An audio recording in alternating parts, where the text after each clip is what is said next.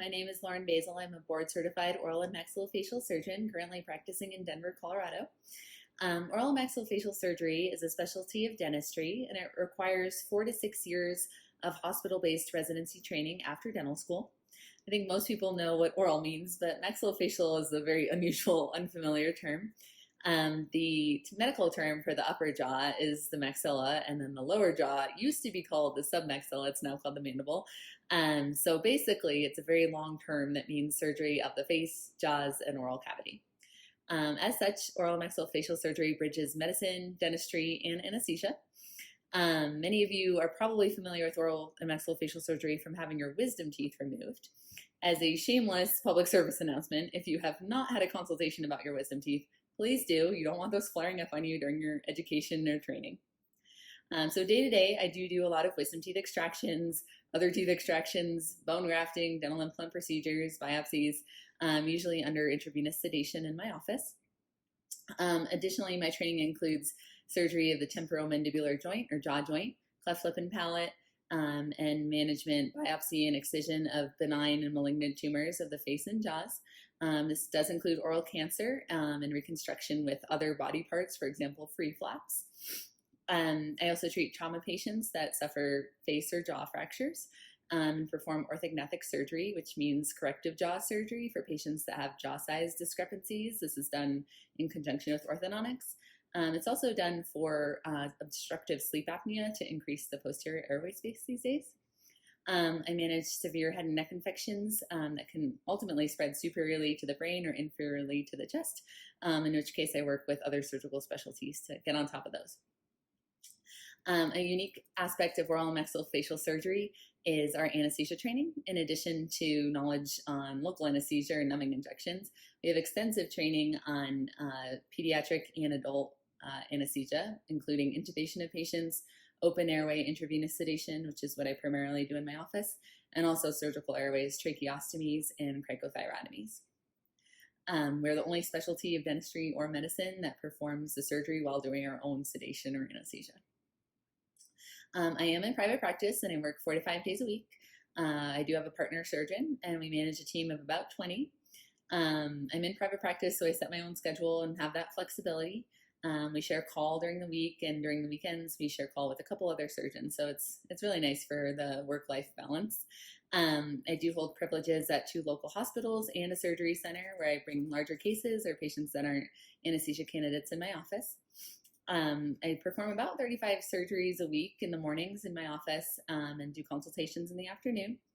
I also serve as a clinical instructor at University of Colorado School of Dental Medicine, teaching students.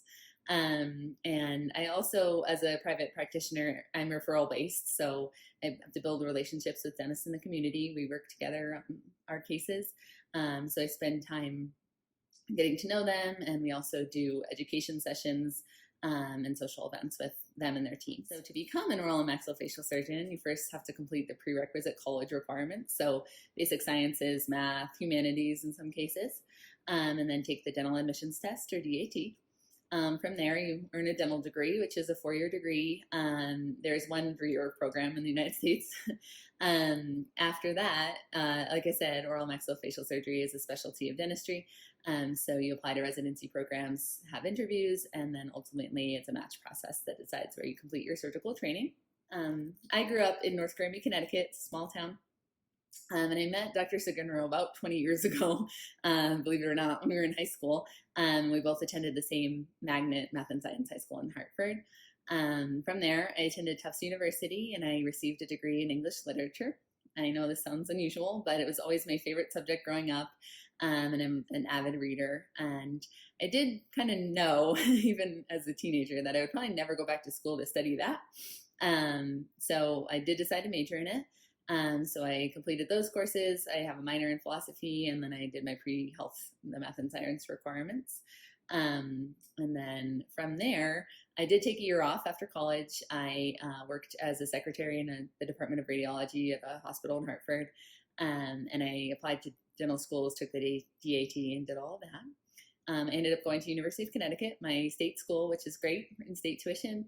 And then I ended up matching to the University of Washington in Seattle for my surgical training. So I moved 3,000 miles and started there, and then I came back east just a little bit, and I'm currently in Denver, Colorado.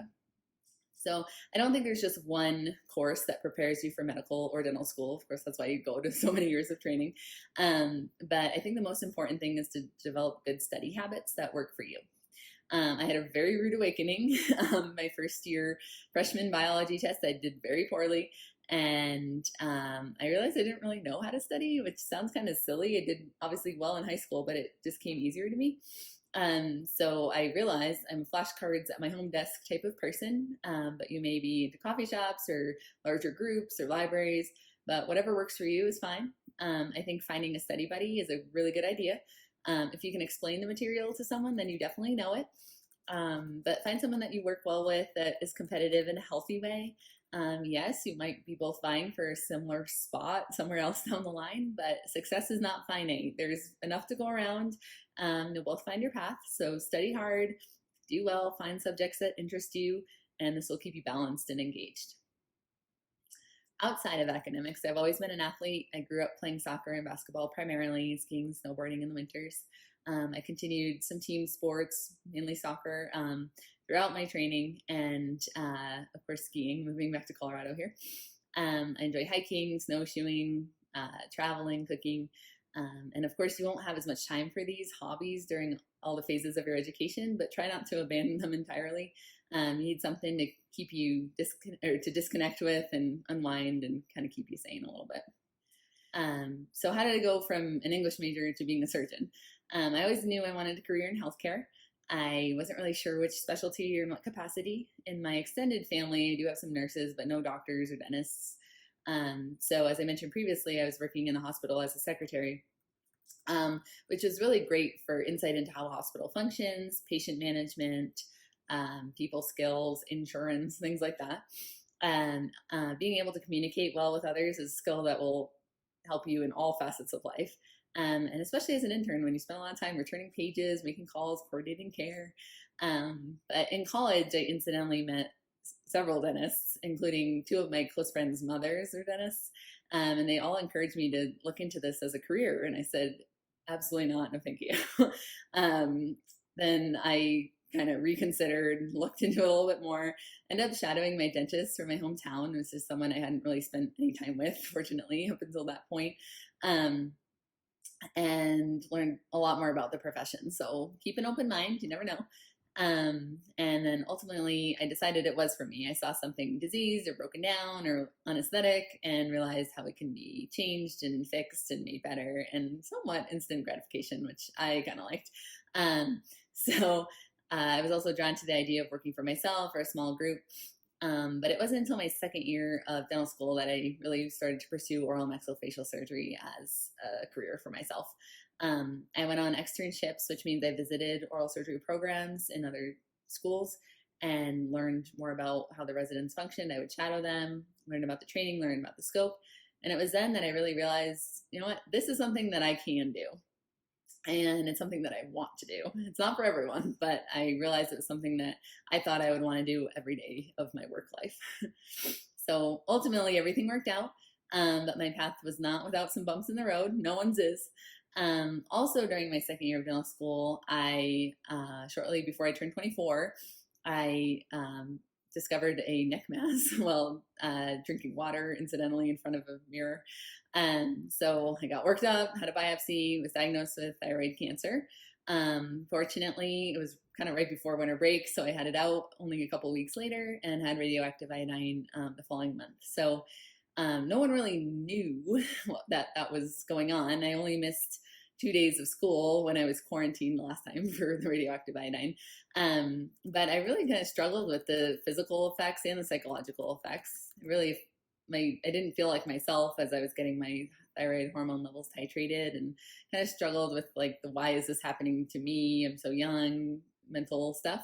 And I seriously considered quitting school. I really didn't know what else I would do, and I'd accrued all this debt, but I just wasn't really sure if maybe I should be continuing on this path. And I know it sounds cliche, but I just kind of took it one step at a time, one exam at a time, reassessed, and was like, all right, I'm going to keep going. And obviously I did.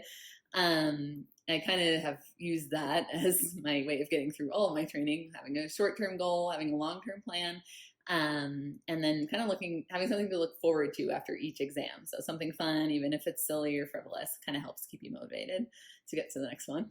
As you move through your education and your career, always be on the lookout for mentors. I think this seems very daunting at first, especially like just going up to someone and asking if they'll be your mentor. I know it's kind of forward, but if you feel like you find someone that you click with in that capacity, just put it out there. I think people are happy to help, but I think the key is not having just one. Have one for various aspects of your life, and then it's a two-way street. Cultivate these relationships. Oftentimes they can turn into friends for life. I know it sounds kind of silly, but at some point you're kind of at the same level again in your colleagues, and it's pretty cool that ends up being the case sometimes. How do you know if a career in healthcare is for you? Or if you're having all these setbacks and falling off the horse, like, should we get back on, or is this a sign that maybe it's not for me?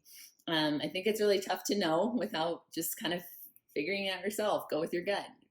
Do your homework, find your mentors, network, shadow, find out as much as possible about what your future career entails. There will be sexist comments, ageist comments, whatever comments, insecurity of others projected on you. I hate to say it, but it happens. But learn as best you can from these experiences. There's constructive criticism, learn from it. Don't let the haters get you down. At the end of the day, if it's what you want to do and you're committed, you'll get there somehow. And if you end up saying this isn't for me and change your mind, that's okay too. Find something else that fits you better. So just do your best, work hard, and then prove yourself with each exam, each patient experience, each case. Build trust, build confidence in yourself. And that's why I call it a practice. You're always kind of evolving. So healthcare professions require lots of studying, multitasking, long hours, getting used to new level fatigue, sometimes moving all around the country, missing out on things in your personal life. But the helping patients, getting them out of pain, problem solving, saving lives, that's what keeps us going. So on the road to building your career, stay focused, but stay well-rounded by pursuing your own hobbies and your own interests. Don't just do what looks good for an admissions committee or looks good on paper. Just be yourself and it'll work out somehow. You'll find your way. Even though you're a doctor, you're human first. So you do have to sacrifice a lot. But maintain your hobbies, interests, relationships, and then you will find that elusive work-life balance, however you define it. So I'm so flattered that Dr. Sugunro invited me to be part of this project, and I'm so proud of her for doing so much to help the next generation.